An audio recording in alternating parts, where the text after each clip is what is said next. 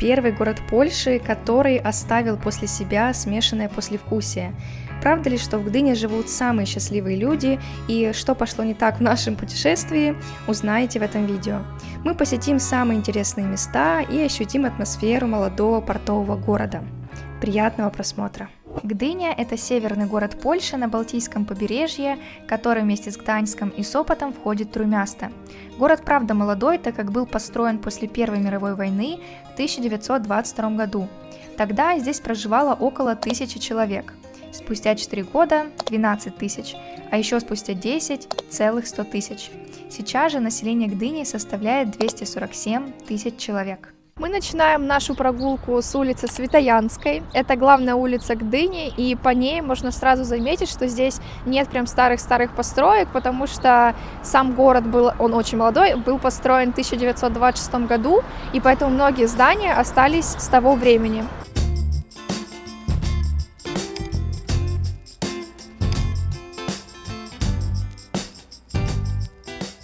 Архитектура в Гдыне – это вообще отдельная тема. Гдыня – это один из немногих городов Польши и Европы, которые были основаны в межвоенный период. Поэтому здесь не увидишь пряничные домики Гданьска и богатые виллы Сопота. Вместо этого вы заметите яркие проявления модернизма. Сами дома выглядят обычно, просто и сдержанно. Интересно, что некоторые здания имеют закругленную форму, что напоминает море и корабли. Во время всей нашей прогулки по городу я выискивала такие дома, а позже и в других городах Польши, где такое встречалось, но уже реже. Первое, что я заметила в Гдыне, это то, что это очень контрастный город. Здесь очень много вот таких вот зданий старых, и также много суперсовременных. Вместе это, честно говоря, выглядит странно, и вот такое мне вообще не очень нравится, вот, но контрасты тут прям сильнейшие.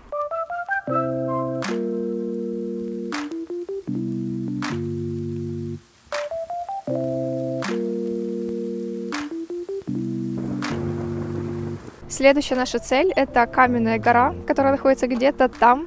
Туда можно подняться на бесплатной канатной дороге за 2 минуты, но сейчас она не работает, поэтому будем подниматься по лестнице сами.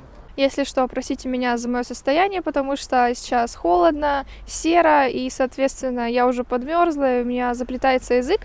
Я вообще чувствую себя сонной из-за такой погоды, но будем пытаться взбодриться, в общем, вы поняли.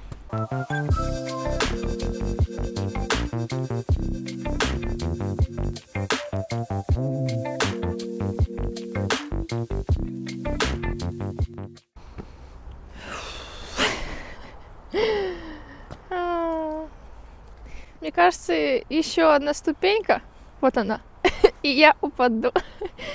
Настолько мне хочется спать, настолько нет сил. Я смогла, кстати. Мы наконец поднялись, я уже отдышалась. И, в общем-то, оказались на такой... О, собачка! В общем, находимся на такой вот площадке панорамной. Здесь посередине стоит стрёмный крест, который даже в кадр не влазит. И по периметру можно подходить и смотреть на виды, море, естественно, порт. Но новые старые дома. Единственное, конечно, деревья мешают полностью посмотреть на все, на весь вид. Ну, и так неплохо. Я уже хотела было извиняться за свою грубость перед крестом, но так и не нашла информацию про то, какое он несет значение. Каждый сайт говорит свое, так что если вдруг знаете, в честь чего его поставили, напишите в комментариях. Здесь еще находится такой маленький парк красивый, где очень классно гулять, но не зимой.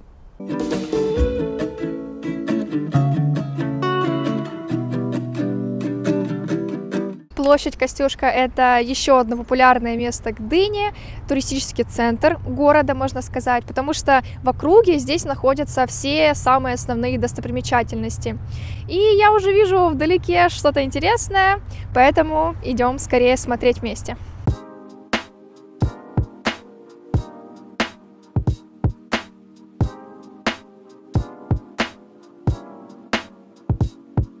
И снова стройка. Кстати, вот это единственная высотка возле моря. Начинаем прогулку по Южному пирсу, и в самом начале здесь находится вот такой большой корабль.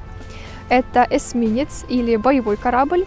Он называется «Блысковыця», и в свое время он участвовал во Второй мировой войне. С 1976 года корабль работает как музей.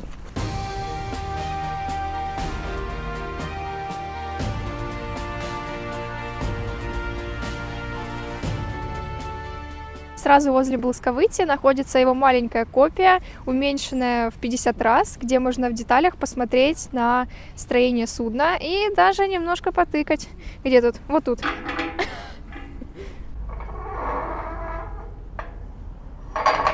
Дальше проходим еще один корабль-музей. Этот называется «Дар Поморья». Он совершал кругосветные путешествия, и ему уже больше 100 лет.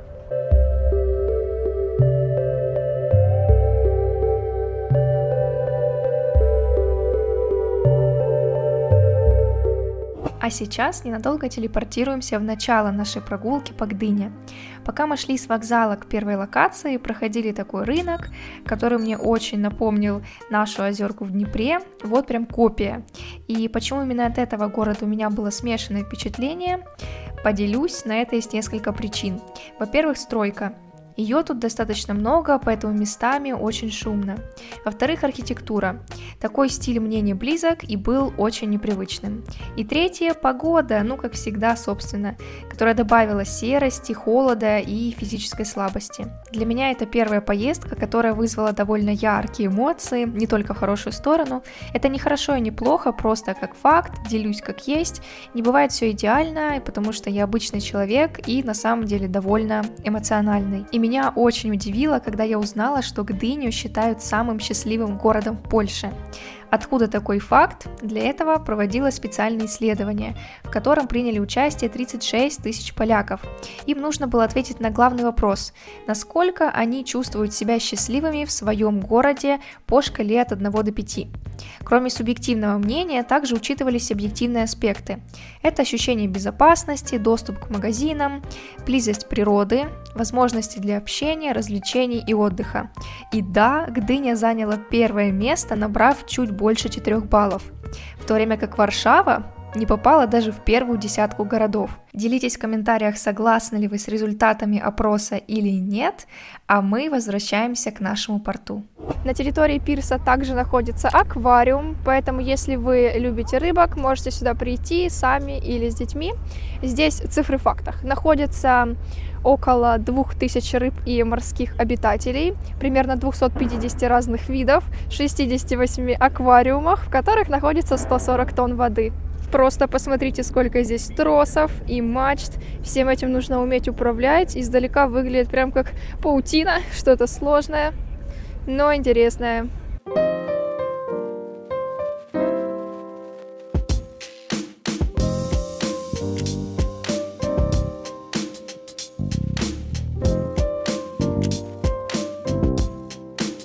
Здесь даже находится батискаф, с помощью которого изучали морские глубины. Ну и, естественно, здесь есть прогулочный корабль. И снова мы приручаем лебедя. Так, все к нам потихонечку сплываются. Братики, давайте, давайте. Ого! О! Красавчик! Надоели эти люди. Пристают, еды не дают. Как вы поняли, мы находимся на городском пляже Гдыни. Он по размеру небольшой, но довольно уютный и находится совсем рядом возле пирса. Интересный факт об этом пляже — это то, что вода здесь летом, говорят, теплее, чем на любых других пляжах Троймяста. Видно, что пляж чистый, такой песчаный, с пологим заходом, аж хочется туда зайти. Но когда вспоминаешь, что в морских городах Польши летом температура в среднем 20-25 градусов, температура воздуха, то желание как-то пропадает.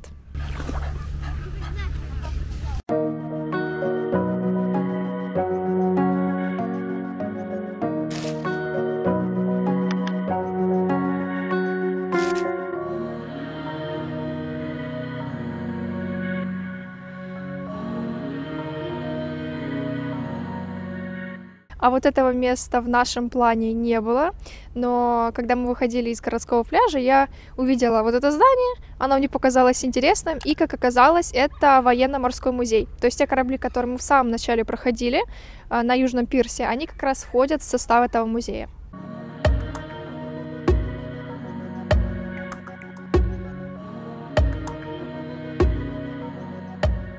Сразу за пляжем начинается Приморский бульвар, ну или просто набережная, длина которой... волны!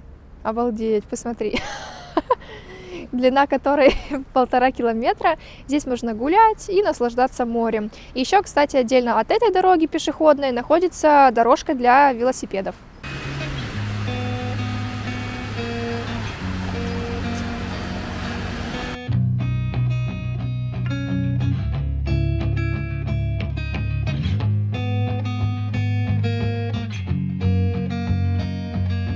Если пройтись до конца набережной и немного дальше, можно увидеть Орловский скиф. Это такая скала, которая постепенно разрушается и сползает вниз, примерно на метр каждый год. И там же находится деревянный пирс, с которого видно Сопот. Да, настолько здесь все близко расположено. Там же находится заповедник, такая большая зона в виде лесопарка. И вы спросите, почему мы туда не идем? Потому что, во-первых, скоро закончится световой день, и будет темно, и мы не успеем туда дойти, 3 километра топать. И, во-вторых, можно сказать, что примерно так, как вот эти деревья, там будет все выглядеть, потому что зима, и лучше там гулять в любое другое время года, кроме зимы.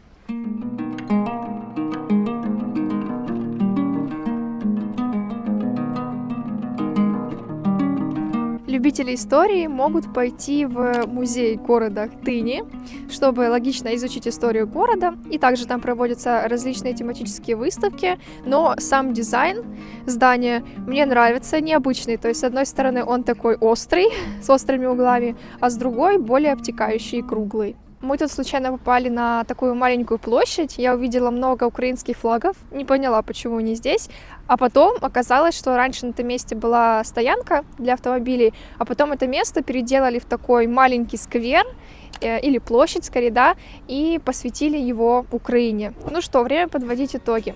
Как вы поняли, Гдыня действительно отличается от других польских городов своей уникальной историей и архитектурой.